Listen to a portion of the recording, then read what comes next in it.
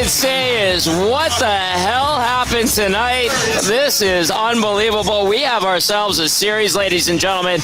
The Edmonton Oilers win it 4-3 in overtime. A miraculous comeback late.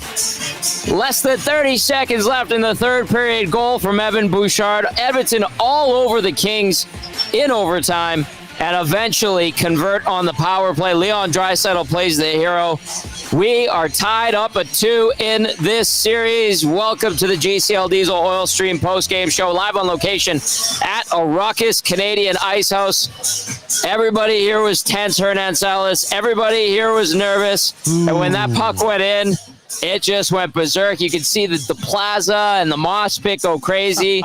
People freaking out over here. There was this group of 4 guys that were they were on their last legs, man. They have had a night, and they had to leave as soon as the team scored. But my goodness, that was something else. Thank you, Carly. Cheers to everybody staying up late with us on the GCL Diesel Oil Stream postgame show. Happy birthday, Dustin Nielsen. Nancito, your thoughts on the Oilers' victory? Boy, oh man, this team, man, they drive you crazy. The Edmonton Oilers are Evan Bouchard. Evan Bouchard is the Edmonton Oilers. Like a roller coaster, man. Like, I just don't even know what to say anymore about this team, man. Like, just, I'm out of words, Tom. It's unbelievable what they do. They don't play well. The first 40 minutes, they had some decent moments. The top pairing was struggling mightily, and then Bouchard gets him back in the game. A lucky bounce on his first goal. Call it how it is. It skips, hits Doughty, and then his second goal was an absolute bomb, a Bouch bomb. And then, you put these boys on the power play in overtime. You know they're going to finish it off, Tom. But, man, like, it's a roller coaster, man. And I got to say, man, I think LA's cooked, buddy. LA had this 2 games in a row. You're so wound up that you're echoing, Nanso. Am I echoing? You're echoing. That's how passionate you are right now. Oh, I don't know why I'm echoing. In the meantime, I'll read this. GCL Diesel, providers of the best diesel engine components around, from turbochargers to injectors, fuel pumps to sensors. They are the critical engine component experts, proud to serve Edmonton and Northern Alberta for over 50 years. Get into the conversation. Text us 780-218-9999. Get into the nasty chat if you're watching on YouTube. The Oilers win it 4-3 in overtime to take Game 4. This series is even up at 2 apiece going back to LA. Oh, my goodness. I'll get to a few texts right now. Andy Pandy says, the Oilers aren't losing this series because of the officials, but enough is enough. LA has had twice as many power plays as the Oilers in this series. And tonight the officials have made a huge mark on this series. It's disgusting, says Andy Pandy. 2 massively missed calls in the third. Justin the Pizza Guy sending in Evan Bouchard's game log. Thank you for that, Justin the Pizza Guy. La Bamba Guy said, dude, where's my effort? Which is a dude, where's my car reference with the movie poster. And there's Evan Bouchard at the front. A tale of a man who lost his legs. Very nice, La Bamba Guy. Toop Sock says the Oilers might want to mix in or a shot or 2. They got it done. All right, so no echo. You're good. I heard an echo in my ear. Yeah, no, I muted my mic and went into our stream and no echo, and then Dusty's saying no echo, and the Nasties are saying no echo. So okay, I don't know. Cass and I have an echo in our ears, so I don't know what that is. Maybe Awanik can troubleshoot that in the meantime. I'm going to go through the game summary. There's Brock. There's Sierra. They're very, very happy, very, very tired. I think he has to do the morning show on Global tomorrow. But let's get to the scoring summary from tonight's Oilers victory in Game 4 in the first period at 10:35. Trevor Moore, his second of the series in back-to-back games. He's got goals from Philip Deneau. Slides it through Calvin Pickard. Darnell Nurse with the giveaway on the wall. 1-0 Kings. That's how it would stand into the second period until Warren Foegele. Here was a compounding error situation, as Cass likes to say. We saw Connor Brown give the puck away at his own blue line. Darnell Nurse was cutting the other way, and Foegele has nothing but time and space. He gets the first shot, then puts on the rebound. Calvin Pickard was saying, no goal interference. There was no interference. Good goal, 2-0 LA at 1:31 of the second. Corey Perry would respond not long after that at 4:11, his second of the postseason on the power play. A very nifty goal. I would consider it like a street hockey goal. Draisaitl feeds it to him. He takes the shot. It bounces, and then he kind of knocks it to himself and then bangs it past Darcy Kemper to make it 2-1. Nugent Hopkins, the secondary assist. Draisaitl, the primary assist. Perry, second of the postseason at 4:11. But at 7:32, Kevin Fiala would split. It was Darnell Nurse and Evan Bouchard, and then kind of tuck one under the arm of Calvin Pickard to make it 3-1 and restore the 2-goal lead. That's how it stood going into the final frame. At 7:51, Evan Bouchard just put the puck on net. See what happens. That's what he does. Squirts out to him in the slot. He puts it on net. Looked harmless. I think it went off the skate of Drew Doughty and past Darcy Kemper, his third of the postseason from Draisaitl and McDavid. 3-2 at that point. Then Bouchard at 19:31. 29 ticks left on the clock. Goalie pulled. Just buries it. His fourth from Draisaitl and McDavid. And then in overtime. Overtime was all Oilers. They were just quicker to pucks, hungrier, hitting. Relentless. They were all over the Kings in that one. And finally, at 18-18, Leon Draisaitl on the power play, unassisted, his third of the playoffs, put this one on ice. Edmonton 4, LA 3.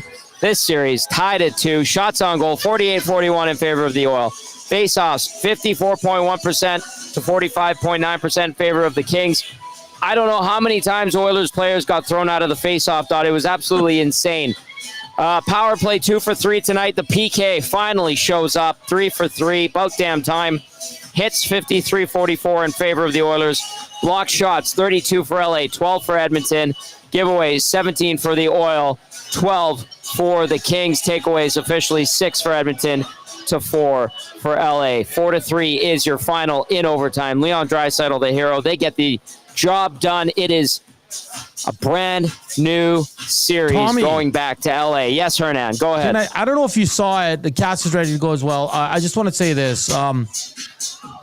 McDavid throughout the game looked very frustrated.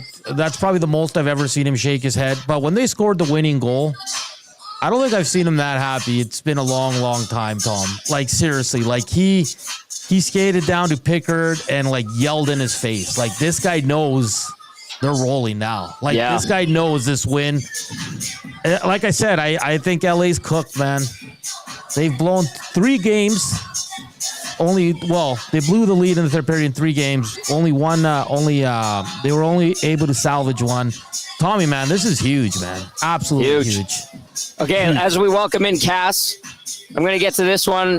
It's Eddie from Richmond Hill. He's feeling great right now. Yeah, boy. Tommy, the decision by Knobloch not to challenge for that Fogle goal was inevitably huge. Saved his timeout for overtime. 1 per game. Fogle goal was nearly enough to keep it. Smart move. That's from Eddie in Richmond Hill, who's feeling great. Nice. Good to hear from you, Eddie, as we welcome in our game analyst, Matt Kassian, for the breakdown. The breakdown, as always, brought to you by Southport Chev. I got to undo my tie, man. I got to undo my tie. What a night. Buy now and save. Get loose. 0% financing OAC up to 72 months, or save up to $8,000 on 2025 Silverado 1500s. It's that time of year for seasonal tire change service. Mention that EST sent you. Receive an on-rim tire change for $59.95 plus tax. They're also giving a big discount on inspections when you get your tires changed. See dealer for details, www.southportchev.com. Drive a little, save a lot at Southport Chev as we welcome in Cass for the breakdown. Cass, amazing. Like, they're down 2 goals, get 1. Go down right away again, and then get 2 in the third period, and then they dominate overtime. What stood out to you the most tonight, Cass? What can you say? What stood out to me the most was the absolute dominant overtime. I texted you guys. I was like, they're done. I thought they were done. When they were down 2 in the third, I'm like, they're done. That's it. I'm like, there's no way. There's no way LA lets them come back again in the third period. I'm like, they're done. That's it. They're not going to score, not going to come back. And lo and behold, after, I don't want to say being directly responsible, but being involved in a bunch of the crap against and having average game, Evan Bouchard unleashes the offense and and takes his price from 10.5 to 10.75 right there, potentially, depending on what happens the rest of the series. But the offensive outpouring, the biggest thing, though, Tom, was how dominant. And Hernan, you said LA's already cooked. They may be after how dominant Edmonton was in that overtime. Like, it actually scared. Oh, it's so good. It scared me a little bit. Scared me a little bit. I'm like, they're playing so well and they're dominating so much. It's like the one thing's going to happen and they're going to get scored on and that's going to be it. But it didn't. Hey, in that second intermission, I was catching up with the Kings broadcast crew and Bernstein, obviously, as well. And one of them was like, "Oh, we're sorry." And I was like, "Why? I'm not playing tonight. I still have to do the pre and post game show regardless, and got a job to do. And I like golf." And they're like, "Well, it's been a fun run." And I'm like, "But I said, hey, there's 20 minutes left. Let's see what happens. But if they lose, I'm going to golf. I'm going to have a great time. If they don't, I'm going to ride this wave like we did last year." Was that bad karma? Do you think? Hell yeah. Maybe. You can't do. Here we are. Cass, just on, you played with a bunch of guys. You're in the big show. Like, does anyone compare to Evan Bouchard? Like, because he drives you crazy, man. He's a little bit of an enigma, isn't he? He's so brilliant, man, offensively. And then, like early in that game, that pairing was -3. They were struggling mightily. Yep. Cass and Tommy, like, I like this guy I don't even know what to do with Evan Bouchard anymore. He's been so good these last 2 games, though. Yeah. Well, in spurts, he's been so good. In spurts, he's been so good, and that's the enigma that Hernan mentioned. Is like he has these moments where offensively, like he's so gifted and he does unbelievable things, and then those moments, like in the offensive zone when he turned the puck over and then just about ran into Darnell Nurse because he pivoted and then pivoted back and then pivoted again, that you end up getting scored on. So that's the enigma of it, is you're trying to figure out, okay, and he still ultimately ends up, -1 on the night, but -3. Darnell Nurse, I think I saw a stat earlier. This is my dad sent it to me. I think Darnell Nurse has been on the ice or was on the ice for 12 of LA's 17 goals, I think, so far this series. So, I think I didn't verify that. I didn't look at it. I think that's what the number was he had sent. But yeah, Evan Bouchard, man, just out of nowhere, then the offense is there. Right. And that's the tricky part with him sometimes is like when he is clean in the defensive zone, generally he's really good. Offensive zone, generally he's really good. And even the play, like the high risk play to keep the puck in. Now you have to late, right? Like it's pinch or die time, really. It's full pinch, full go. You need a goal. You have to take risks. And he does it and he accomplishes it. But it's can be frustrating because you see Evan Bouchard at the start of the game when he's just struggling, and then you see Evan Bouchard when he's really bearing down right at the end, trying to tie the game, and he's great, and then good again in overtime. So it's hard to sort through your brain sometimes. Man, okay, here's a crazy stat. Reid sent this to us heading into OT. Edmonton was 5-11 in overtime in the McDavid Draisaitl era, obviously in the playoffs. 1-7 at home. That one goal came back in 2017 against San Jose. It was David Desharnais with the little flick shot in the slot.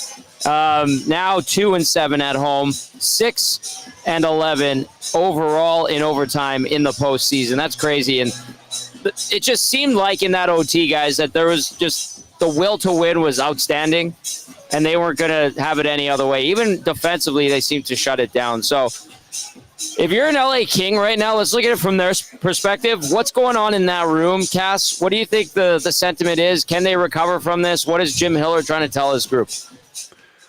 Oh, I don't know. That's a tricky one for a coach to come into that. I mean, you're going in. I think you're saying, guys, we're going back home. It was a close one. It was unfortunate. That's too bad. Get over it. We're getting on a plane. We're going back home. And guess what? They got to beat us at home. They're not going to beat us at home. So buckle down. We're fine. That's what the message is going to be. Because what else are you going to say? You're not going to go in there and freak out. You're not going to panic. You are going in there and saying, fellas, we're going back home. And they haven't beat us yet in our barn. That's what the messaging is going to be. But you're going to be fighting against some frustration. You're going to be fighting against some momentum. And there's some people that are like, oh, momentum doesn't carry over game to game in playoffs. And sometimes they're right. Sometimes it doesn't, but sometimes it does. Sometimes it does. Like when the overall narrative is shifted in a playoff series, it can carry. It doesn't always carry. It can carry. And I don't know. To me, it really depends on what type of Edmonton we see early on in game number 5. Like, are we going to see the Edmonton that was absolutely dominant in overtime? Now, granted, LA will have fresh legs at that point. Yeah. They're going to have a little bit of rest here.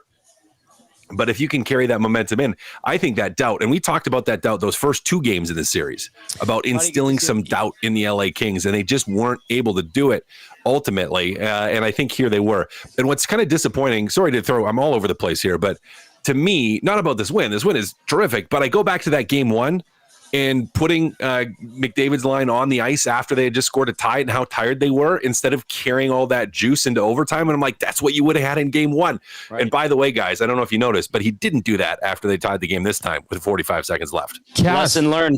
Cass, I just want to ask you on the Kings mentality. Like, they have Doughty, they have Kopitar, they have guys that have been there and won the games. They've been through this.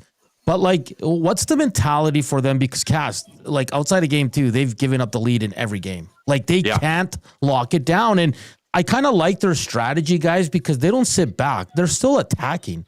So do you see a shift maybe if they're up a goal or 2 in the third in game 5, maybe saying, guys, let's just lock it down, screw the offense? Because, Cass, like, I kind of like them being aggressive. I think that's the way you should hold the lead, but it's not working for them. Well, but sitting back hasn't worked either. I mean, look at the first half of that game. Look at that first half of that game. That first 30 minutes, they were dominant. And they deserved to be up. And Tommy, I think it was you that said to me, you're like, this reminds me a lot of game 1. And ironically, it kind of finished that same way, right? Where except Edmonton didn't get scored on late with the fluky goal. But it kind of had that same feel to it where Edmonton just didn't have an answer for what LA was doing. And to me, that's when LA was being the most aggressive. And then, third period, LA just kind of starts sitting back a little bit. It's like the fear to lose is overriding that, the operation of saying, hey, let's push. It was sit back, protect. And to me, I think just even that little mental switch seemed to flip. And that's where they run into some problems. 780-218-9999. The Oilers win it 4-3 in overtime. A huge comeback again in this one, and they get the job done this series, heading back to LA. Series tied up at 2. Both teams will fly tomorrow. Just a note there for everybody. Raimai texting in. Raimai says, I know we're beating a dead horse talking about the refs, but I really don't understand how they call the softest penalties at the beginning of the series and then miss everything the last 2 games. That's from Rai Guy. Do you have an answer, Cass, or Nanso? Do you want to take a shot at that? They missed, like, the McDavid. I think they missed 2 on McDavid, guys. I think Cass is frozen. Let me just get out of this. Did we lose Cass? All right, I'll rattle off a few more here as we roll along. Okay, let's go to this one here.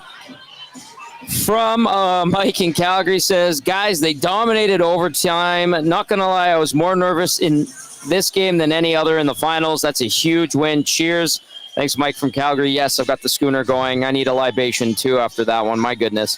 JB texting in says, this line from the movie Canadian Bacon best describes Evan Bouchard. Quote, there's a time to think and a time to act, and this gentleman is no time to think. That's from JB. Peter texting in. Peter says, let's go. I'm on my way. I'm hyped up to be going to bed. Play La Bamba, baby. I felt like Bouchard played better when they took him away from Nurse in the third. Runner texting in says, Bouchard 1 minute. Sell him for a bag of pucks. Bouchard the next minute. Give that man $15 million. Yes, he is polarizing. Well said, Runner. Let's go to Hontorio Momes. Good to hear from Hontorio Momes. Says the media are as smug as the team. Kempe with the Jordan Tongue game 1. The arrogant coach is challenged. The media feeling sorry for other media, even though we're supposed to be impartial. They are brewing a stew of jinxes, just like Canucks did last year. That's from Hontorio Momes. Brother Morg says, hey, gents, great game, great show. Did we all notice the netting taken down for tonight's game? Something to do with potential non-call last game.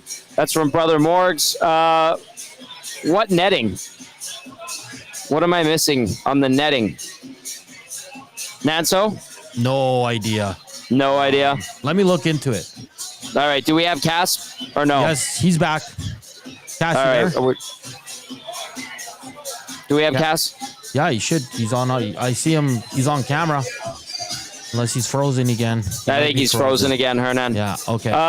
Okay. Do we have any audio to go to yet? Not yet. Working on it right now. I'm just messaging Cass here. All right, let's get to a few more. I'm gonna check out the nasty chat, see what's going on there. This one, Russ is texting in saying we'll blow LA out with Ekholm back. He's not coming back this series. Nash Osborne says I have a little hope for a win tomorrow. Okay, I'm not getting into politics. Leave that out of here. Liquid Beaver texting in says have fun sleeping tonight. Byfield, love it. Scoobs texting in. Scoob says guys, that overtime team is a contender. RBM says wow. I guess we know what's guaranteed with this team. You will be entertained regardless of what happens.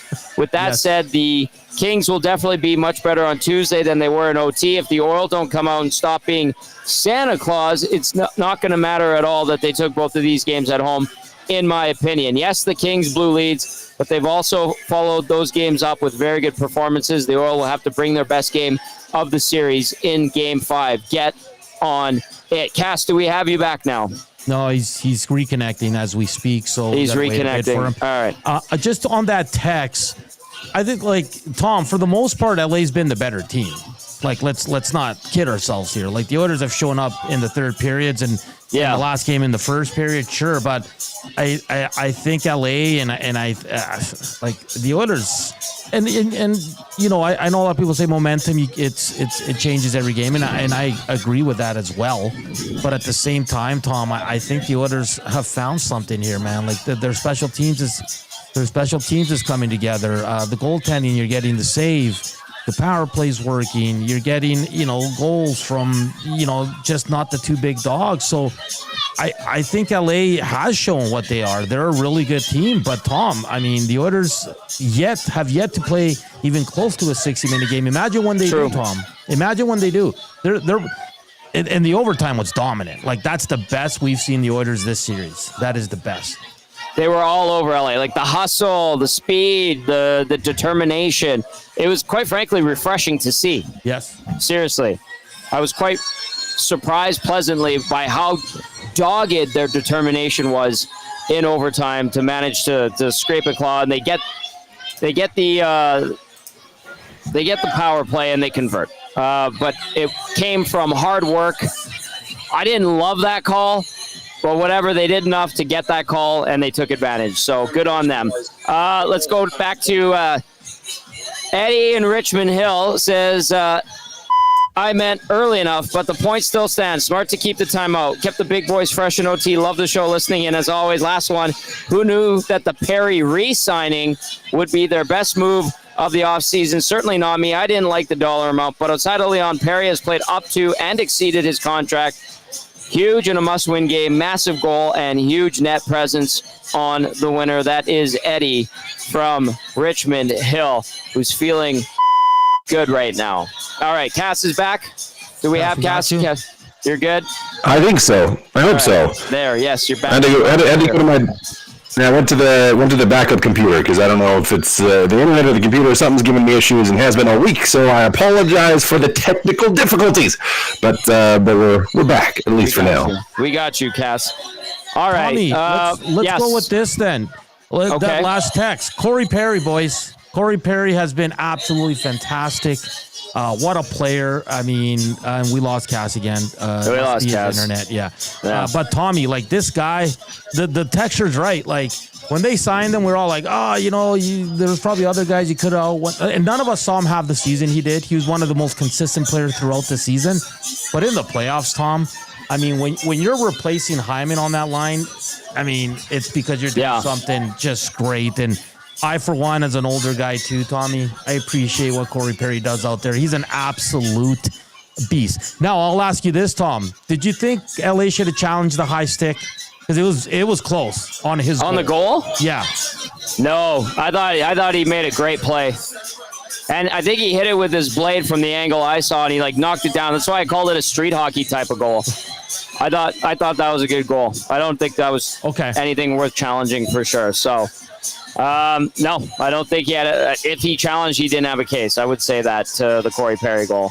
But, yeah, he definitely has shown that playoff poise and that wily veteran savvy as well. And he's certainly, like Eddie from Richmond Hill said, earning his keep and every dollar of that contract he got in the offseason. All right, let's go to J-Style. I'm curious about this one, Hernan, if you saw it the same way. J-Style says, I know Dry scored the winner, but he did not look good tonight. Looks like his back is seized up. Any thoughts on him being able to skate barely tonight? I know he got the OT winner, but damn, he was barely skating. Rashog said that to me as well. But then there were other times where it looked like he just plowed through. So, quite frankly, yeah, he's probably nicked up. I don't know for sure. They've been very secretive about injuries, obviously. Am I concerned? No. No, because if he can go out there and play, he can go and do that. So, no, I'm not at this point concerned about him and his back being an issue or ribs or anything like that. So, I thought he was fine. I thought he was his usual self. Hernan, did you see anything there? No, there was a few where he got up a little. He was tired. He took a big hit, and but outside of that, Tom, it's Draisaitl, right? He never looks quick, but he is. And I think for me, Tom, I've not seen anything that's like bothering him because every time he's out on the ice, for me in the offensive zone, he's very dangerous. Like he's creating, he's making the subtle little passes. He's been great. He was great in overtime tonight, but. I mean, there might be something, but I don't think it's that noticeable where we're extremely worried about him missing a game or anything. We do have Cass back. Okay, let's bring Cass back in. All right, Cass, let's give this one more try. We'll keep it short and sweet for you, buddy. It is getting late. Okay, what the Oilers have done, I know you're saying momentum doesn't carry over, but sort of does. From an Oilers standpoint, how do you harness this energy, if you will, and utilize it in Game 5? Did you notice anything about Draisaitl? Some people say he looked like he's hampered. And then on top of that, just give us a look at the Game 5. Yeah, well, no one gets through a playoff series unscathed if you're playing as many minutes as Draisaitl is, right? Like you're gonna have some bruises, you're gonna have some bumps, you're gonna get nicked up. I mean, this certainly isn't like when he was playing on that ankle, and we all saw what he still was able to do on one leg, Leon Draisaitl, and he still does tonight in terms of being able to produce and being a big part of the offense. So I'm not concerned about it. Yeah, maybe a few ginger moments, but that's going to happen in a game, in a series, in a playoffs. The look forward, I mean, guys, to me, it's carrying that momentum. And again, like, in a lot of series, there's no momentum game to game. I think this one has the potential to be momentum game to game. And that's just from a buildup of the last couple of games where Edmonton kept coming back and kept coming back and kept coming back. And then going back to Edmonton has beat them the last 3 years from a series standpoint, and LA just kind of feeling like whatever we do, we can't quite get over that hump against the Edmonton Oilers. We can't quite put them away. We can't quite just seal the deal here, and I think that is what builds into it to me. So if this was the first time that LA and Edmonton had met in a number of years in the playoffs, right, I would say, momentum probably not going to carry. Be ready for a dogfight. You're still going to have to be ready for a dogfight for Edmonton, but that first period in LA is going to be huge. Because as I said, Hiller's coming into this, and he's going in the dressing room after the game, and he'll say it again tomorrow, and he'll say it again before Game 5, and he's going to be like, this is our rink. This is our rink. They have to beat us here. They can't beat us here. They won't beat us here. And you're going to really try to pull that storyline through the minds of your players in the dressing room. And for Edmonton, again, just like going back to Game 1, it's going to be to create doubt in that. It's going to be to create doubt in it. You have to find a way to make sure that you just try to stomp on them emotionally, mentally, early in that hockey game. All right. Text us 780-218-9999. Cass, Anything else? Calvin Pickard starts next game. Do you change anything lineup-wise? What else? Yeah, Pickard starts, as he should, despite what everyone's yelling at me, as they always are in the nasty chat these days about Skinner this and Skinner that. Pickard starts. He just won 2 games. Yeah. I don't think he was great tonight. I don't think he was spectacular or fantastic. He was average tonight, but you won again. So, Pickard's going to start, as he should. You play him until you don't win anymore. I actually didn't love the Fogle goal either. I thought his play on that one, positionally, wasn't great. I didn't love the first goal. I thought it was just kind of missed on that one. Third one, it's a breakaway. What are you going to do? But 2 out of the 3 weren't great for Pickard, but gives you a chance to win. So you're going to keep him in there, and you're going to run the same lineup. What do you want to change in this? I don't think he wants to change anything unless there's someone that's going to be hampered from injury or from being banged up. You run it back. You go with the same guys. Evander Kane's starting to come around. I think he's been improving as he's been playing a little bit more, which is a positive. I think Frederick is starting to improve a little bit. I thought this was by far and away his best game tonight, and and it's going to take some time for him. I mean, you missed some time. It's an ankle injury. You re-injure it, and so he's a guy that he's probably going to want to keep going. So you're not changing anything. You're not changing unless Ekholm can play. If Ekholm can play and he's good to go, throw him in. But beyond that, you're running with the same group. Cass, before you go ahead, Cass, Hernan. I just wanted to ask you, Cass, on the goal, on the Fogle goal, everybody was a lot of people were pissed off that Knobloch didn't challenge, but I didn't. What was there to challenge? Exactly. He goes. What to was his there to backhand. challenge? He goes to his backhand, and when he tries to backhand it, he hits his pad. And people are like, "Well, Hernan, it was a pitchfork," and I'm like, "What are you talking about? That's just a play." He's trying to hit the puck. Yeah. Regular season, maybe you challenge it, see what happens. That type of thing in that game, you might do that, but no, I think not challenging was the right decision. I think it was the right, and we saw what happened yesterday, or the game 3, when Hiller challenged, and one where you're like, don't think there's that much there. I do not think that gets overturned.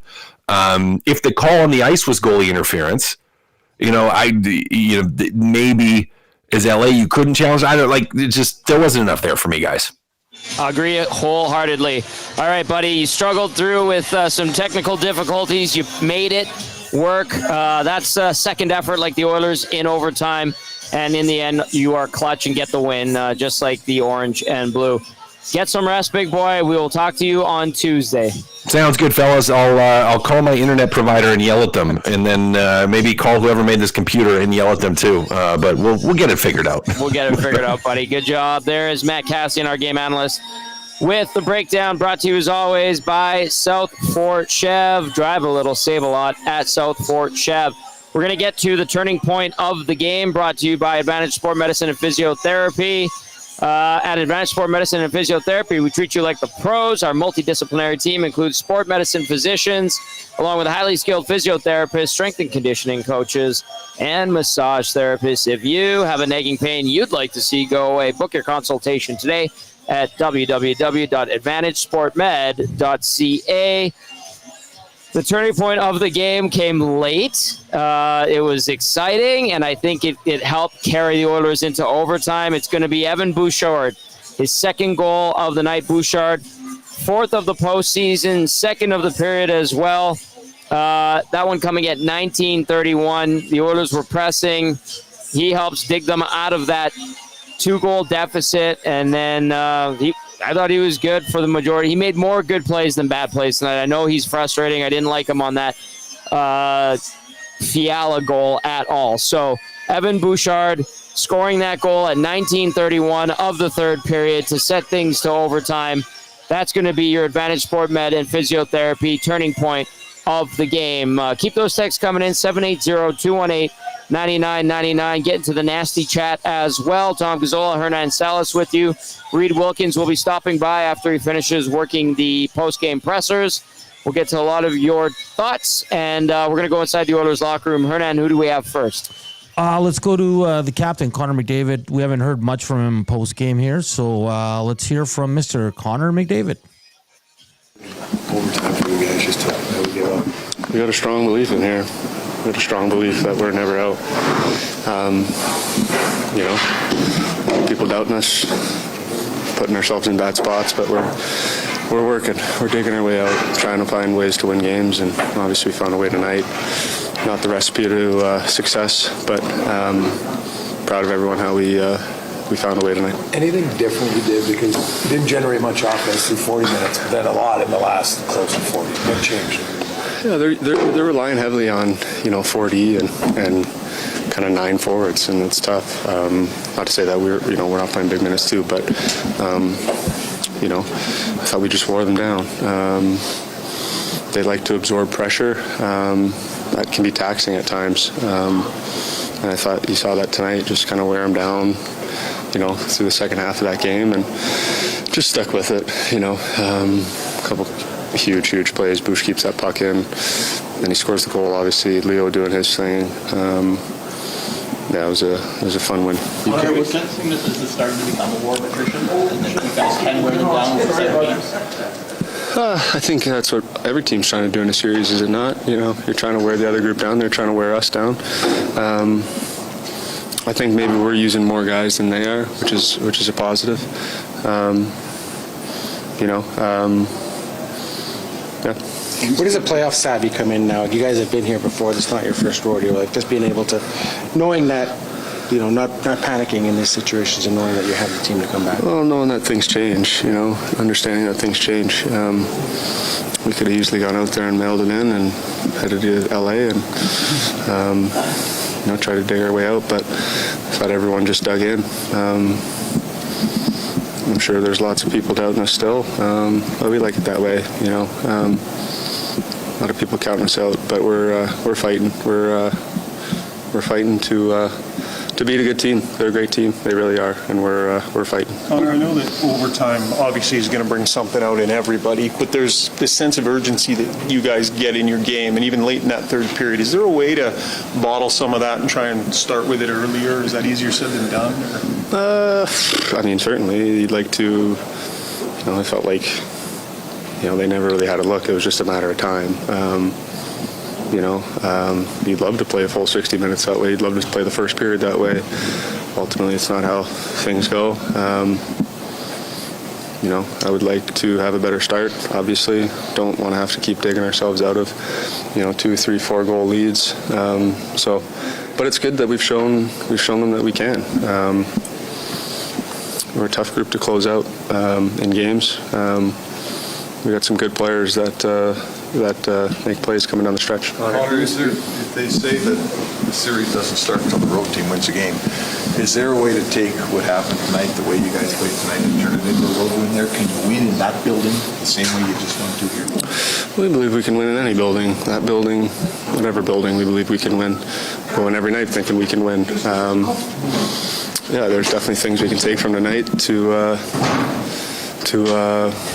carry to LA. We keep saying if we just don't make the mistake, if we don't beat ourselves, we got a real chance to win. But it seems to be easier said than done right now. You've won some big games in that building. Do you feel like that's a place that you welcome going in there and playing a big, important game again? You played some before. Yeah, it's fun. That's what the playoffs are all about. Going and winning a big road game. That's coming together. That's what special groups do. And obviously, we're trying to go win a big game in a tough building, an environment that they really thrive in. So it'll be an uphill battle, but I got nothing but belief in this group. Connor, can you speak to kind of gamer Gordon Curry? He's a gamer. He's been doing it forever. Just never stops. It's unbelievable, impressive to see. Wins battles, wins another battle there in overtime in front, and just rangy, great hands, smart. Can't say enough good things about him. About Bouchard, when you're picking that many spots as often as he does on a one-timer, it's pretty difficult. It's not just like he varies. He's constantly picking spots and beating goalies from distance. You have to ask him about that. I don't know. I had 7 shots, not many dangerous ones, so I got to ask him too. But he's finding ways to score goals back there. It's been fun to watch over the years. He's a special player offensively. The shot is great. Makes good plays with the puck. two big ones tonight.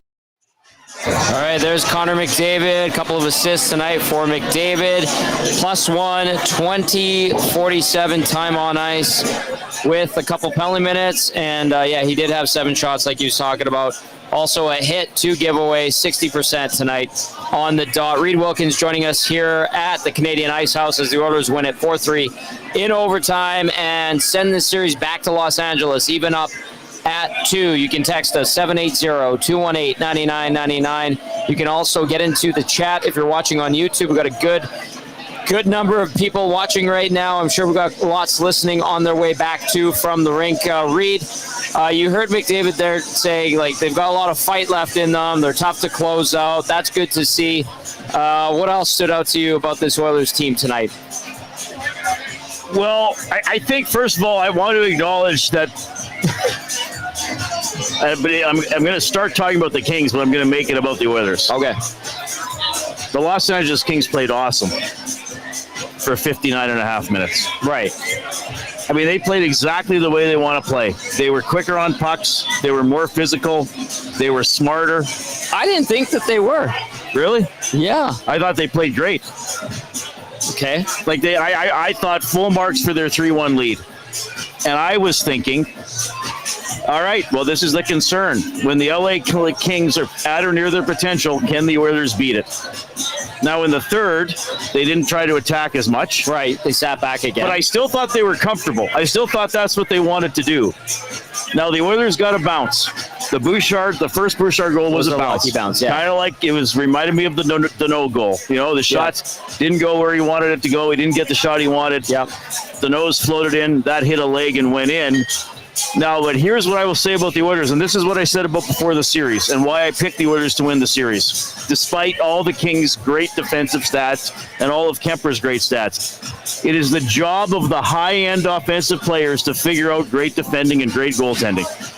And this Oilers team has done it in the past, and they're doing it in this series. It may not happen until later in games, right? And they didn't win in Game 1 after McDavid started to figure it out. But they are sticking with it and they are breaking through. And then overtime, the only way the Kings were scoring in overtime was if the Oilers turned it over at the blue line and gave up a 2-on-1 or something. I mean, it was just complete domination. The Oilers finally got a penalty call, less of a penalty than Brown being slashed or McDavid tripped in the third period, but still a penalty. And then it was, you pretty much knew that they were going to just put it away on the power play. But here's the other thing about the Kings defending that way. Full credit for them to doing that. They're good at it, but defending is exhausting. And they're not defending, a homestand where, San Jose and Nashville come to town. Sure. They're defending the Oilers every second night for possibly 2 weeks. And the Oilers have proven that they can break through, and the Kings don't, as we've been talking about, the Kings don't use all their players. And in overtime, the Oilers' fourth line got 2 or 3 shifts, and they were actually pretty good shifts. They were good. The one wasn't. They got that bouncy puck in front of the net that almost went in. That was nervous. I mean, Frederick got on the ice, almost banged in that long rebound off the Klingberg shoot-in. Yeah. But he was moving better tonight, Frederick, by the way. Did you notice that? Way better. Way better. Way better. And I thought Kane played well again. Yes. I mean, and this is the thing, at least, the Oilers still need to get to the net and get down low more. Yeah. Kane's consistently doing it. Like, he'll just carry that puck down there and be like, okay, it's bruising. I'm just putting it in front of the net. I'm throwing it into some feet and seeing what happens. But, I mean, what theater. What an amazing series. I mean, this is how loud thrilling. was it in there? Because I was already set up here. Well, the tying goal might have been louder than the winning goal. Jeez. But it was still pretty loud. Just so exciting. I mean, this is an amazing series. I mean, talk about don't go to bed early or shut the TV off. Like, I've had a couple of friends say to me, and a parent, you can probably guess which one. Yes, I can guess which one. That they were not going to continue watching, and then they had to be called back to the living room. Isn't that crazy? To continue watching. You heard McDavid, too. He was asked about winning in LA and that building, and LA has been so good there. They're perfect so far in this postseason. The 2 wins that they got over the Oilers in games 1 and 2, and they were excellent. Over 30 wins at home in the regular season. What are 31, 7 and 4? Yeah. Or 31. Well, every fourth game at home they should lose. 31-6-4. Well, I was just going to say this. Edmonton, in the 4 years that they played LA in the postseason in a row, before those games in LA to start this series, they were 6-2 at Staples Arena, Staples Center, and then now it's Crypto.com Arena, pardon me. Now it's 6-4. So, I mean, I understand where McDavid's coming from. You do have to win one there if you want to win this series. I'm not looking back at the regular season and basing much off of that going into this game. And I think that's fair. Yeah, I think we're at the point now where most of the regular season stats can be thrown out the window. I mean, even if the Kings beat the Oilers in this series, at some point in the postseason, they're going to lose a critical game at home. Yes. Even if they win the Stanley Cup, at some point they're going to have a big loss on home ice. It's just it's bound to happen because of the caliber of the opponent they're playing night after night. I look, the Oilers, if they lose this series, it's not going to be because of inexperience. No, they still know what they have to do. Their experience is showing up. Yes, they still have resolve. Like, if they lose, it's going to be because they make their own mistakes. They make a mistake, or there are certain parts of the roster that aren't quite good enough. Or, as we see, the Kings are a damn good team. When they play at a high level, they're still pretty hard to beat. I mean, I know I've been questioning Kemper. He made some huge saves in this game. This was his best game. They save on Klingberg in the third period. The Henrique jam play in overtime. The McDavid jam play right after that in overtime. He made some big saves. Like, this was his best game. So, I mean, they're a really good team. I mean, Fiala is dangerous. They did a good job minimizing Kempe tonight, though. Yes. For the first time. I will give them credit for that defensively. I want to get to this text. And it came in earlier. It said, can anyone tell me what the reason is to be thrown out of faceoffs? It also seemed like the linesman on bench side was running his mouth a lot more than the other. And, like, literally tonight, I've said it, I bitch and complain about it on our shows every week. I get annoyed, I make fun of the linesmen and the officials, but it seemed to be even more egregious tonight, the amount of guys being thrown out of the face-off dot. I don't know. I don't have an answer. I don't have an answer. It's awful, and it's worse this year than I've ever seen it in my life around the NHL. Because we've seen it in other playoff games too. I think it was the one linesman more than the other tonight. That might be true, but it's very frustrating. And I'll tell you what, it's very frustrating if you're the team that didn't commit the icing. Yeah, because now it's giving him, it's doubling the length of time between faceoffs. Sometimes I'm sorry to that texter. I can't answer it. This is obviously a side note to the game, but it is something that is happening a lot, game after game, in every game, not just in Oilers games, that there seems to be, I don't know what they were instructed, if they were given different parameters for when to drop the puck, but I put on Twitter earlier tonight that there are 3 jobs for a linesman. Call icings, call offsides, dropping the puck. But the third one's optional. Dropping the puck is currently optional. Yes, you get saucy on Twitter. I like that very much. Tom Gazzola, Reid Wilkins live at the Canadian Ice House after the Oilers' 4-3 overtime victory in Game 4. Hernan Salas back at EST Global HQ. Nancito, you want to get in the mix again? Yeah, how you doing, Reid? What a game. And you know what? I'm glad you said it. And we were talking about it earlier where LA's been the better team than the series. The Oilers have had the spurts and the late comebacks, right? So I'm glad we can agree on that. I want to throw this out to you guys. Zach Hyman sets the franchise record for most hits in a playoff game tonight with 12. Wow. Oh, I didn't know that. I didn't get the full game sheet, actually, so that's cool. Well, the line of Nugent Hopkins, Hyman, and Kane once put together, I didn't mind them. No, that's fine. And over the years, I haven't minded Hyman and Kane when they're together. Do you remember in Game 6 in LA in 2022, Woodcroft dressed 11 and 7, and he, instead of having the fourth liners not having a center, he had Hyman and Kane not having a center, and he rotated the centers through them. You know, they got whoever was top in the rotation. Kane had a great series. Yeah, and they got to work down low. Again, they were trying to pound away in overtime. They were hard on pucks, and then I thought that helped Nuge's game too a little bit when he was out with them. I thought I thought Nuge got better offensively as the game went on. He had a couple of really nice back checks. Like he stayed in it today. I know we're still looking for a little more offensively, but I thought he was pretty good in his own end at least.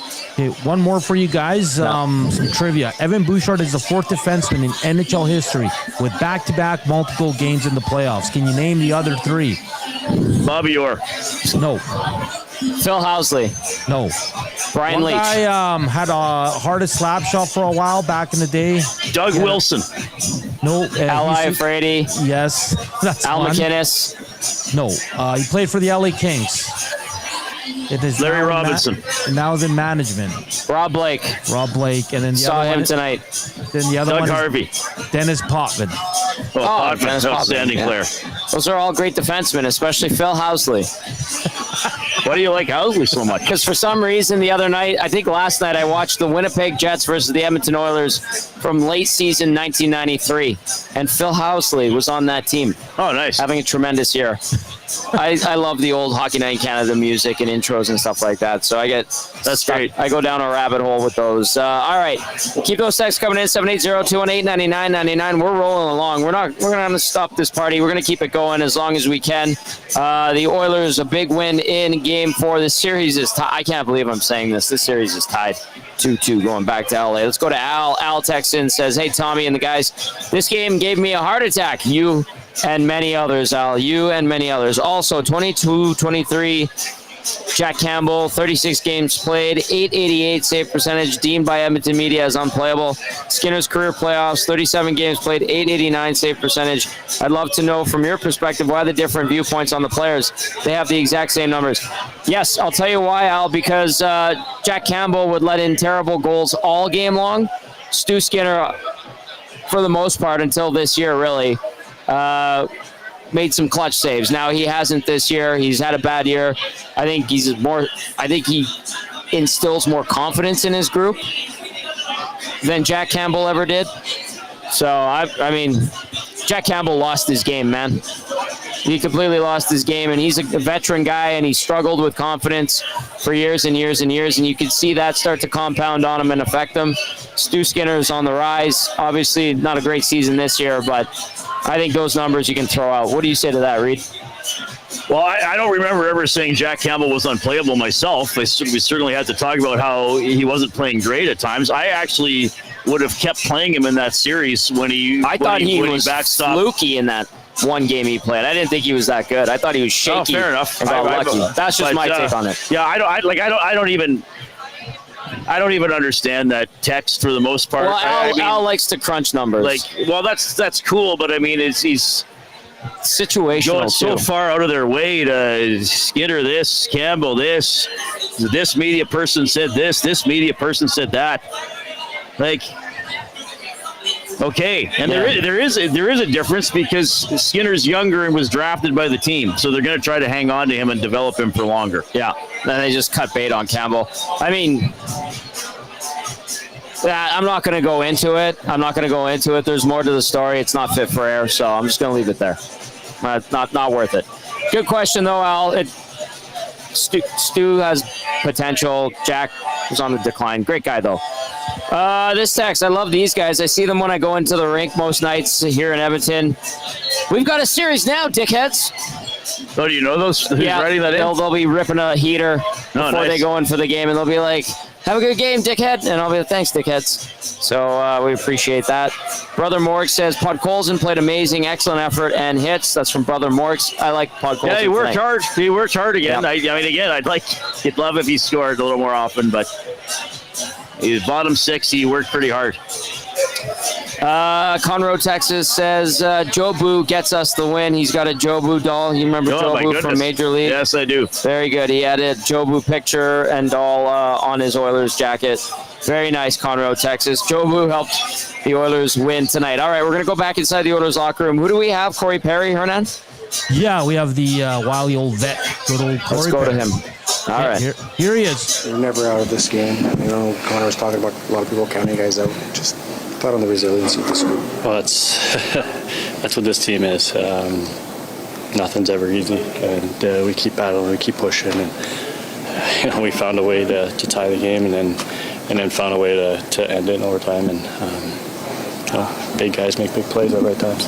What's the right way to try and bottle some of that intensity and sense of urgency that you had late in the third and overtime, and try and bring some of that earlier in the games? Yeah, that's a goal. That'd be a good plan, I guess. But they put a lot of pressure on us early, and we found a way to push back and fight back. And do you think you wore down their defense? They're only playing 4 defensemen. I mean, we just keep putting the puck in, keep going to work, and it doesn't matter who's on the ice. We play the same way over and over again, and it's starting to pay off. And your goal, I know it happened fast. Can you tell us your thought process, puck in the air, like what was? Yeah, I didn't score in the backhand. Puck was there, I hit it, put it in net. What were you thinking, like tip it just to keep it alive out of the air, or maybe whack it in? It all happened so fast. I don't know. It just instinct, and I saw the puck laying there and on the goal line after I hit it, just banged it in. When you win as many key battles that you do, as key times, it's not just luck. So, what do you attribute your ability to win key battles? How do you go about it? How do you win? I don't know. It's playoffs. The ice starts to shrink, and everything gets magnified. And if you don't win those battles, it goes the other way. You take pride in that, and that's the way I've always played. You've been on lots of good teams and have dominant times. It was like in the overtime period, you guys just kept coming and coming and coming. LA's tossed it out, changing it, and you guys were coming again. Did you feel as dominant as it looked from upstairs? We knew we were rolling the lines over pretty quick, and we kept putting the puck in the same positions and getting the pucks back, winning a few battles, and it might look like that, but it takes work to do that, and it takes winning battles to do all that stuff. So give credit to a lot of guys. Corey, on the line, with them playing 9 and 4, is it starting to feel like a war of attrition? Are you guys sensing that you're able to start wearing them down, or you think you can over a 7-game series? I mean, that's why they call it a 7-game series, right? You just keep doing the right things, and keep trying to wear the other team down. And, it doesn't matter. Like I said, I don't know how many guys are playing. It doesn't matter to us. We roll our 4 lines. We keep putting the puck in and win our individual battles, and bigger things happen for us. How much do you enjoy playoffs compared to regular? You played 220 playoff games. I mean, there's no better time to play. April, May, and June, and this is what you dream of as a kid. This is why we play the game. This is exciting. You hear that building, and you see the excitement on the guys in here, and you just play for one another. We're a family in here, and that's what you do. What's it gonna take to win that game 5 at home and try and close it out here? I mean, it's just the same way we played the last half of that game. Put pucks in, get on your D, do all those little things. Start from our net out, defend our net, and go from there. And we'll be okay. They always say, Kevin Lowe used to say, you play playoff games, it's like 2 games to 1 in the regular season. You played 220, that's almost like 6 seasons. 6 seasons. That's a lot of playoff games. Yeah, but it's fun, man. I love it. I wouldn't change it for anything. And I've been fortunate to be on some deep runs, some good teams, and it's like I said earlier. This is why we play the game. This is what it's all about. Now bugging the DJ after me too. He bugged you, bugged me. He's being annoying, but he's having a great time. She actually smiled at him. What a dork. He's such a dork. This is Reid's Reid, brought to you by Edmonton Garrison Golf and Curling Club. Fall in golfers. Edmonton Garrison Memorial Golf Club is open to the public, and memberships are still available. Join the ranks today and experience top-tier golf with a proud military tradition. For more info, visit egmgolf.com to enlist. They've got some World War I machinery, or World War II machinery. Oh, wow. Some cannons and stuff, anti-air defenses, and it's kind of fun when you're, especially if it's a busy day and you're waiting, you're like, this is kind of neat. I wonder if I'd be a good gunner. Like on the tee boxes? On the tee boxes. Oh, wow, that's cool. Yeah, we'll be getting out there this summer. Yeah, it's going to be great. Glad to have them on for Reid's Reid. All right, Corey Perry there talking about his goal. You asked him about his goal. I described it as a street hockey type of goal. I kind of batted it. Yeah, you couldn't to really himself. describe it because I like asking that sometimes, but there are a lot of times it happens so fast they can't really explain it. But that was an amazing goal. It How was. he tipped it and then found it again, and then the rule there is if you hit the puck out of the air, it's below the height of the shoulder. Yeah. Unless the puck goes into the net, then it's the height of the crossbar. Yes. So the first tip, all they were looking at was the height of the shoulder. And it looked to me like he hit it with his blade down and then he banged it in. It was so it was legal. Yeah, it was a nifty goal. The Fiala one was interesting because that was the lob, and I don't know what Nurse and Bouchard were doing on and that that's one. the frustrating thing. I guess both of them. Yeah. But I'll talk about Bouch because that's the one thing frustrates me. So he has the puck a lot, so he's going to give it away sometimes or lose it. Oh, and he does. But he doesn't start, just turn and get back. Yeah. You're playing safety at that point. I got to be the last guy back. He didn't start accelerating until it was like, oh, they're flipping the puck. Maybe I should try to do something about it. And that's also one of the plays I'm talking about the Kings' confidence. Even though they play a lot of good defense, when they see an opportunity, they're like, we're going to try it. Credit where credit is due there. A good play by Fiala still to knock it out of the air. Yeah. And beat two defensemen. The Fogle goal, I'm glad the Oilers didn't challenge it because I don't think they would have won. I know this seems like a long time ago now. Yeah. You can hit the pad if you hit the puck first. And it was outside the crease anyway, too, wasn't it? It was close. I'd have to go back and look at it again. Yeah. But you still can't just bowl the goalie over outside the crease either. But I know Pickard got up and was kind of like, I don't think he had much of a but case. they would not have won that challenge. So I'm glad that they didn't challenge that one. I'll play it for us here. Okay. Keep those texts coming in, 780-218-9999. Here's the goal. Okay, we're looking at it right now. And it also, it looked like everything was in control for the Oilers. They got pressure down low. You got Bouchard with the pinch. And then it's But basically... see, they got four guys sucked up there. Like the Oilers didn't... Oh, then there's Brown gives it weird away. turnover at the blue line. Yeah, Brown fumbled the puck and shot it towards his own net by accident. And Pickard's sliding there. Like, he didn't play it particularly well either. And I know he was super adamant to wave it off, but watch him. He gets really aggressive. Like, he almost jumps out at Fogle. See, I think it might have been in the crease, but Fogel's allowed to go after the puck. Yeah. He didn't do anything to push Pickard. No, I think there was some movement of the pad on the follow-through of his first try. Yeah. But again, he's allowed to make a shot. Like, if he would have just kept driving his stick. Yeah. That's fine. But if he would have steered the pad and then shot it in, they would have had a case. Right. But he didn't. All right.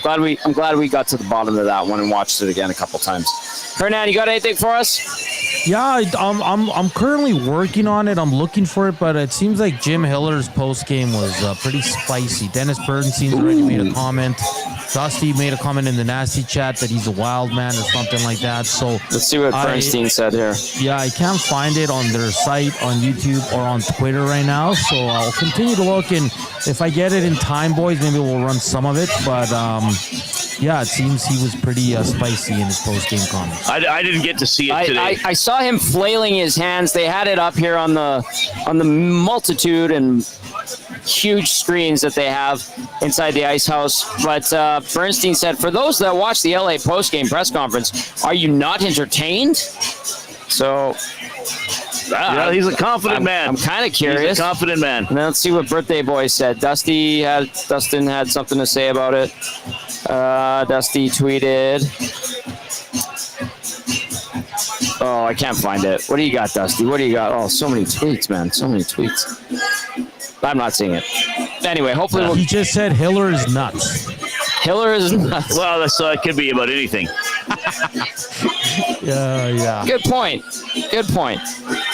Let's get to some text here. 780-218-9999 as we roll on the GCL Diesel Oil Stream post-game show. Edmonton 4-3 overtime win in Game 4 of this series. Knotted up at 2. Sean Z texting and says, boys, hell of a game. I'm super stoked that the Oilers back, although what I will say is I get super nervous anytime the third line crosses over into our zone. Also, please, God, do not ever play Nurse and Bouchard together again. I really love the tenacity, how the boys didn't give up. Can't wait to see what the rest of the series holds. Great show. Keep up the great work. Shanzi.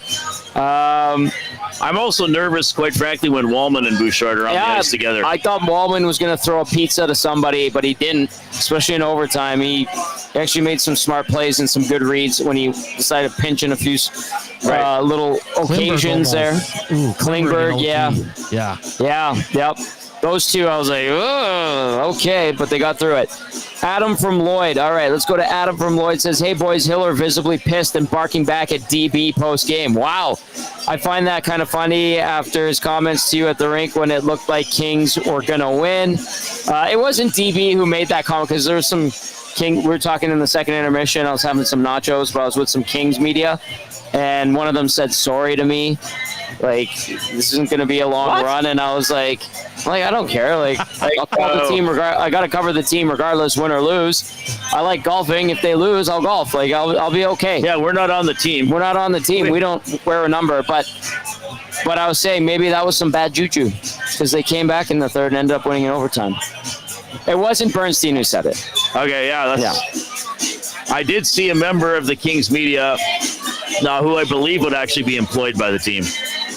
I was walking down the hallway behind him after the third period. I don't know if he knew I was there.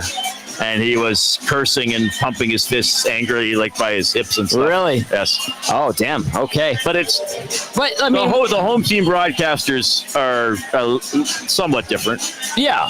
And it's all good. I'm surprised someone apologized to you, though. Like, they're being very nice because they're like, oh, we know how excited people have to get. I'm like, yes, they do. Yes, and they had 3 more chances to get extremely excited. I like golf, and there's still 20 minutes left. Who knows? Like, no lead safe in this series. So, anyway, regardless, this is what I've said over the years to Oilers fans: embrace the tension. Now, I don't know if the Oilers are going to win this series. Who knows? Maybe this will be for naught. Maybe, like I've been saying, maybe LA is just going to be better in the long run. Maybe. But is this not a dream to have a team that can come from behind in the third period twice to win games and tie a series? You got a high five waiting for you. There we go. This guy wants his high five. This is during the decade of darkness, watching other playoff games and being like, God, wouldn't it be amazing if the Oilers were in a game like that? Great point. Wouldn't it be amazing if the Oilers had a veteran team that could come from behind, instead of missing the playoffs by 30 points and half the team should be in the American Hockey League, and in Europe. I hope there's some time to appreciate this. Like, my God, these last two, even game 1, I know they lost, but my God, it's incredible action. That's a good point, Reid, because we covered some really crappy teams. It is much more fun to be. First year under Dallas Aikens, 4-15-2 start. They were terrible. How many games did the Oilers lose this year? 29 in regulation? Yes. They lost 15 of their first 21 in regulation. First year I did overtime. I remember they had a stretch where they won 1 game in 21. This guy should get kicked out. Yeah, I think that was before me, but yeah. This gentleman over your left shoulder, we should kick out. I don't know if anybody recognizes. Your brother's a human gong show. My brother? Yeah. Oh, look at him. Get this man out of here. All right, let's get to a text here. Do you have Jim Hiller?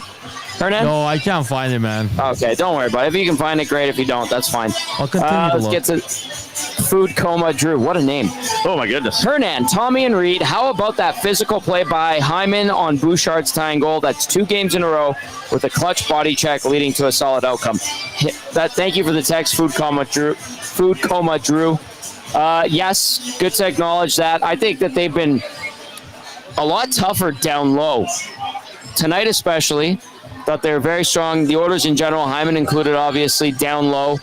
When they had an opportunity to finish a check, they took it. Yep. I think it started a lot more last game, and that's rolled into game 4, and it needs to continue. I think they recognize, and I said this, Reid, I think the Oilers, as series progress, get stronger and stronger, and they start to recognize tendencies from their opponents. Yes. That's a sign of a veteran club, a smart team, good coaching and scouting and all that stuff. So maybe this is leaning towards Edmonton, certainly with the 2 wins in a row, and the way they did it, that helps them, but we'll see. But yes, good point by Food Coma Drew. They are hitting much, much more, and especially if you're playing 4D per game. Like, let's take a look at the Kings. You got to get on them. Look at the Kings and their time on ice with the defensemen. Edmondson, 36-16. Doughty, 32-57 with a penalty. Moverare barely played, 226. They did. So Spence didn't play tonight. No, and Mikey Anderson, 34-14. Gavrikov, 31-40. Brant Clark played just under 12 minutes. So they rolled 4 defensemen. Yeah. That's how you tire them out, is you hit them and you hit them and you hit them. No, the Oilers rolled 5 because Emerson didn't play last half of the game anyway. Yeah. So, I mean, slight advantage Edmonton, but you hit their D, make them feel it, and it wears them down. What did their fourth line play now? Like, I don't remember seeing those guys on the ice at all. 227 for Malott, 519 for Lewis, and should have got a tripping penalty, 144. Yeah. So they're playing 9 1/3 forwards. Yeah, basically. So they're essentially you just gotta hope the Oilers 13 guys keep wearing them down. I mean, that's such a big part of winning, right? I mean, these guys are incredible. They're in incredible shape, of course, but their fatigue is still a factor. How many times in overtime did the Kings get the puck to the blue line but not out? That's a fatigue. lot. Wallman that's pinched fatigue. a couple times. Yes. Kulak pinched a couple times, and they were good reads, and they kept pucks in. I think even Ryan Nugent-Hopkins was back there and kept one in at one point. All right. Did you notice anything about Leon Draisaitl? Some people are saying he looked a little bit slow. Maybe he's nicked up, but I didn't think he was. I thought he looked normal tonight. Well, I didn't notice that. I mean, maybe there is something there, but I just think the Kings are. This is why I said that they played how they wanted to play, Tom. Like, they were just standing up. Like McDavid had that one comment, said they play with 4D. He just meant they line up 4 along the blue line. They don't give McDavid and Draisaitl room to enter the zone with speed. But the Oilers just kept trying and kept working in there. And Draisaitl, neither guy's afraid to go into a tight area to try to keep the puck alive. I just wonder, as now that we are where we are in this series, and they did it at times, like even the big boys on the Oilers, just dump that puck in, just start something, like get it into a corner, put it somewhere Kemper can't play it, and just try to grind and muscle it to the net, because it will wear guys down as it goes on. More of that, please. Yeah. I'll take another one on Tuesday. Chase texting in says, how crazy mad I would be at the reffing of that game. Would have been crazy if the Oilers didn't win. LOL. We need to play like that overtime during every period of Game 5. I don't know if it's sustainable. They won't be able to, but I mean, again, part of that was LA being tired. But one thing the Oilers did in overtime was they were making safer plays with the puck. Up the wall, flipping it out, not necessarily trying to force plays, and not doing like a regrouping 4 times to get a line change. It was a little more straight line hockey. Let's not give the Kings a chance. Now, the flip side of that was it was easier to do in overtime because the Kings had no energy to counterattack either. Right. Like, there was a couple times I was like, oh, the Kings got a chance here, and they changed. I just think they were gassed. I agree. But fair comment. I mean, you would like to see the Oilers play. They could have played better in the first 40 minutes. No doubt about that. Brother Morgs chiming in again, says, asking ChatGPT for the Hiller interview. We'll send link if found. Yeah. Brother Morgs. Good luck getting anything from ChatGPT. Can't even make a CFL schedule. From our good buddy Zach. Okay. It's a big fucking win. Okay. I sent you, Nanso, a link. Hampton Steve sent it. It was Zach Dooley's postgame. It has the audio. Can we snag audio? Yeah, so I'm listening to it. It's really low. Like, you Is can it? barely Oh, hear okay. it. Yeah, it's got like that. It's got like that dressing room buzz. Okay. But because I'm on the same one, Tommy. But on that one, Zach Dooley, I think he has quotes from Jim Hiller. Okay, do you want to read those? This is on how the team. This was the question on how the team needs to change their approach in the third period. His answer was, next question. We're that far away on the empty net. Q chips that one out. Bouchard makes a good play, or we're not even talking about it. So, well, yeah, I mean, he's right, but they didn't make the play. Like, yeah. I mean, yeah. I mean, the margins are small in hockey. Yeah, it doesn't seem, because I'm going through there's about 5 questions with his answers, and he's pretty much saying he has Quinton Byfield's back, the players have his back, and he also says that's the beauty of the game. That's the beauty of working with professional athletes on the emotion of his team after letting another game slip away. So it doesn't seem like it was too aggressive, but yeah, it's not as bad as I thought it would be. I want to get to this one from Eddie, who says Gazzola misspelt. I usually am on side with you, but come on, man, your assessment of Fogel's goal is off. You cannot push a goalie's pad out of the way when the puck is in the cage. Just give Pick some credit. He deserves respect. All caps. He's yelling at me. It's nothing to do with Pickard on that play. Eddie, sorry, dude. You're wrong. That was a good goal. There was no interference there.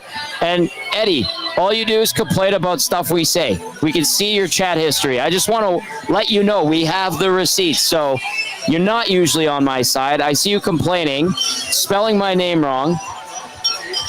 I got to call you out on that one, buddy. I'm sorry. Thank you for texting. Thank you for listening. I appreciate it, though. Well, I mean, the thing is, like, if it was that obvious, why didn't the Oilers challenge? Exactly.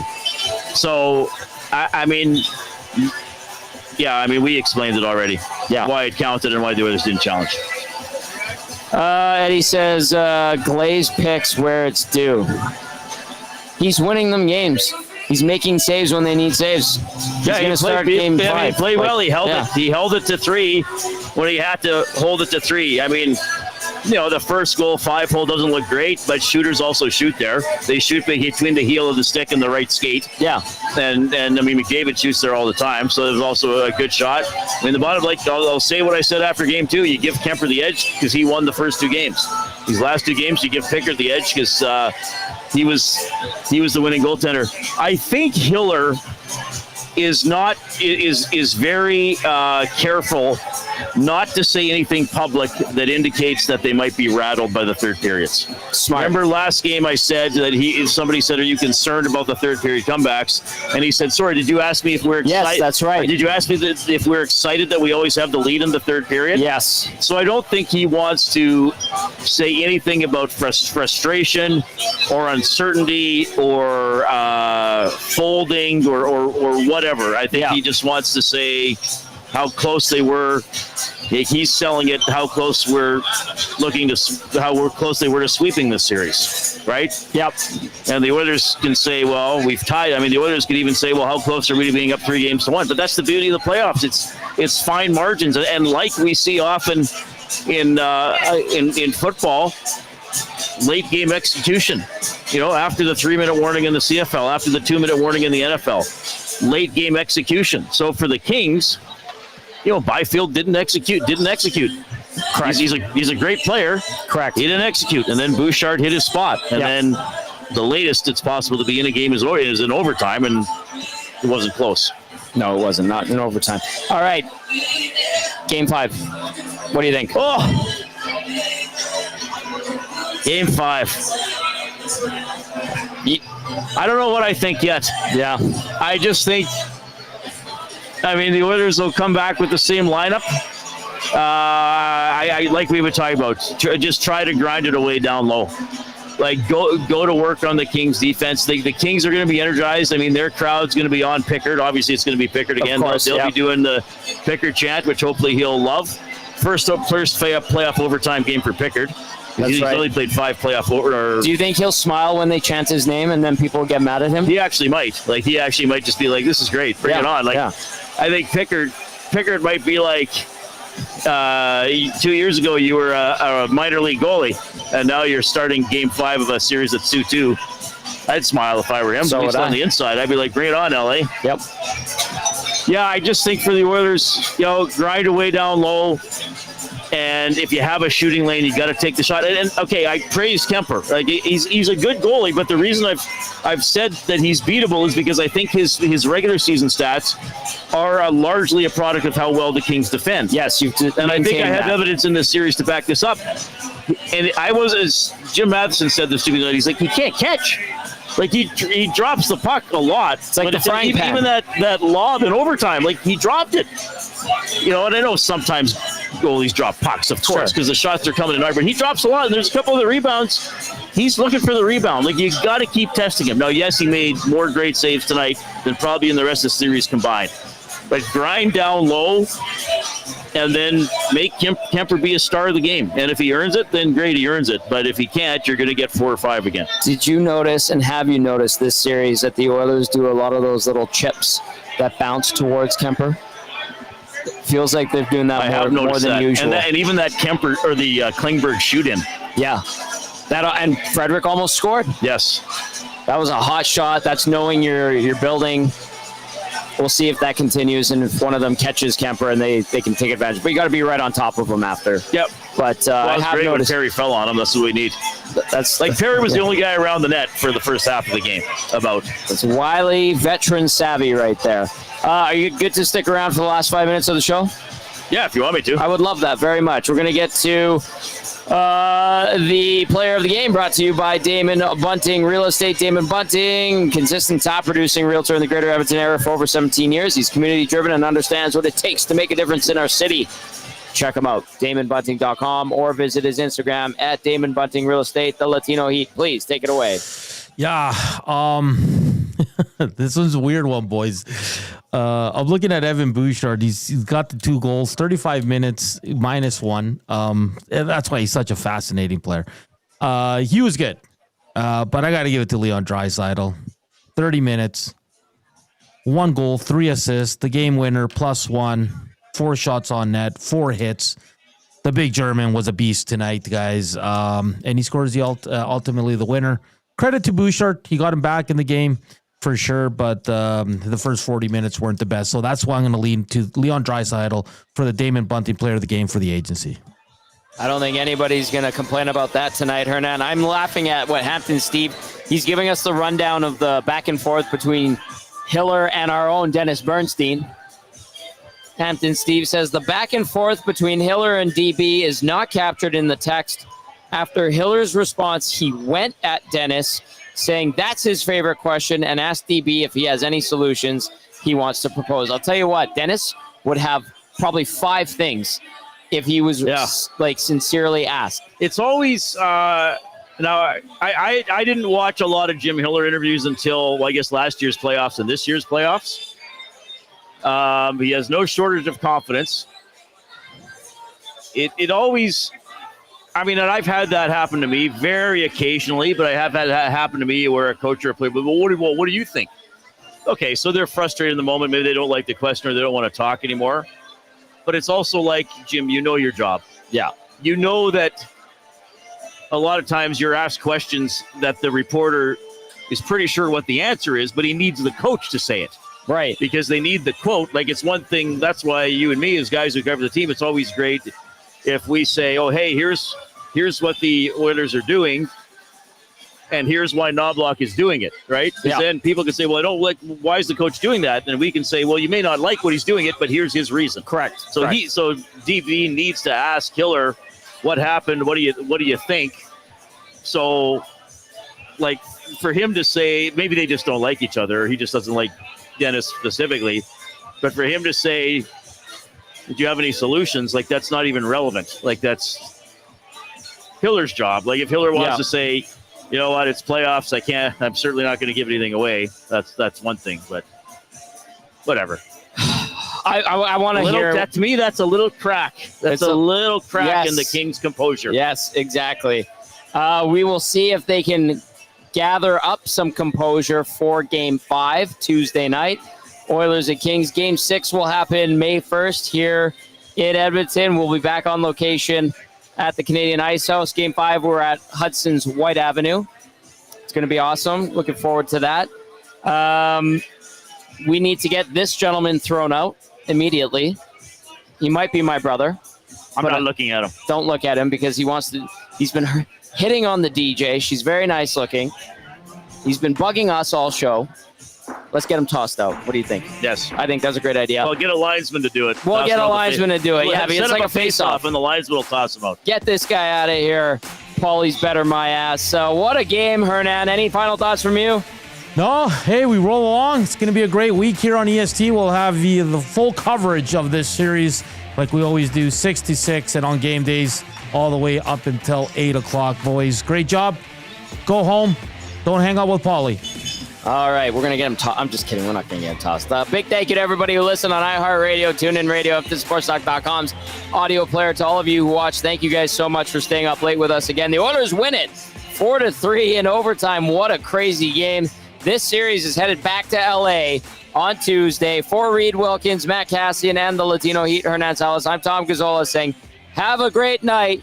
Ciao for now.